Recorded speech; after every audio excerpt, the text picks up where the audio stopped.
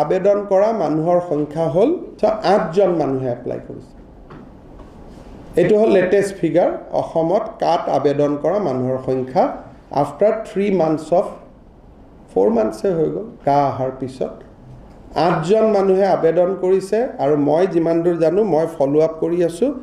দুজনে ইন্টাৰভিউত আহি হাজিৰ হৈছে বাকি 6জনে আবেদন কৰিও তেওঁলোকে আৰু আগবঢ়া নাই সকাৰ লেটেষ্ট এইটোৱে যি সকলে জানিব খোজে এতিয়া অসমত যিবিলাক আমি মানুহক কানেক্ট কৰিলো যিবিলাক হিন্দু বেংগলী আমিও ৰিকুৱেষ্ট কৰিছিলো যে এপ্লাই কৰক তেওঁলোকে কৈছে আমি ভাৰতীয় আমি সিএট এপ্লাই নকৰো অলমোষ্ট অল হিন্দু বেংগলীজ যাকে আমি এপ্ৰোচ কৰিছো তেওঁলোকে কৈছে যে আমি ভাৰতীয় আমাৰ লগত ডকুমেন্টছ আছে আমি কেতিয়াও কাট আবেদন নকৰো So they will instead continue with the process. They would like to continue with the proceedings rather than applying in CA. The gute অসমৰ ধাৰণাটো CA বদলাই দিলে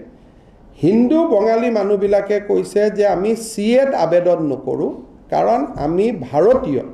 গতিকে আমি